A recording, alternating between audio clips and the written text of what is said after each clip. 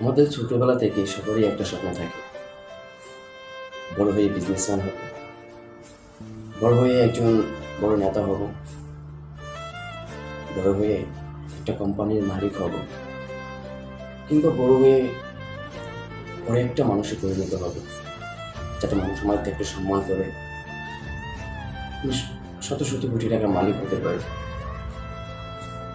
কিন্তু আসলে সবকিছু আবেগ দিয়ে চিন্তা ভাবনা করলে কি সবকিছু করা যাবে?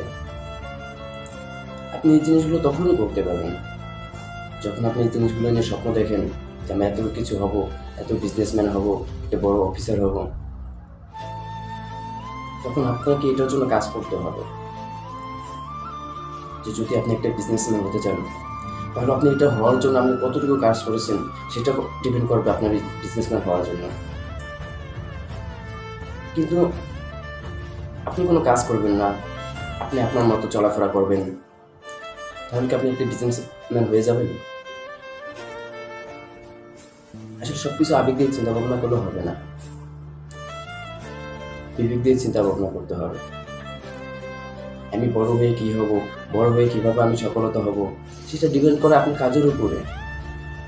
আপনি একটা সফলতা হওয়ার জন্য আপনি কতটুকু কাজ করেছেন, বা আপনি কাজের সাইডটা থেকে কতটুকু ধাপ সামনে এগোইছেন। কিন্তু তা করেন না। আপনি সবসময় আবেগ দিয়ে চিন্তা ভাবনা করেন আমি পৃথিবীর সমস্ত এই পৃথিবীর ভিতরে, এই পৃথিবীর মধ্যে সবচেয়ে বড় একজন ধনী ব্যক্তি হব। কিভাবে হবে? আপনি যখন কাজ করেন, আপনি একটা পরিশ্রম করেন। একটা ধনী ব্যক্তি হতে হলে মানুষের কতগুলো গুণ থাকে, আপনার ভিতরে সবগুলো আছে। গুণের দরকার নেই, আপনি কাজ করে যান। আপনি ধনী ব্যক্তি হওয়ার জন্য আপনার যা কিছু প্রয়োজন হয় আপনি তা করেন। যখন আপনি স্টেপ বাই স্টেপ পার হতে থাকুন, তখন আপনি সফলতা দেখা পাবেন।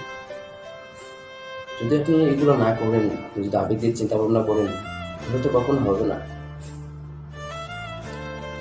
সব কিছু আবেগ দিয়ে চিন্তা ভাবনা না করে বিবেক দিয়ে চিন্তা ভাবনা করুন, তাহলে হয়তো একদিন সফলতা দেখা আপনিও পাবেন।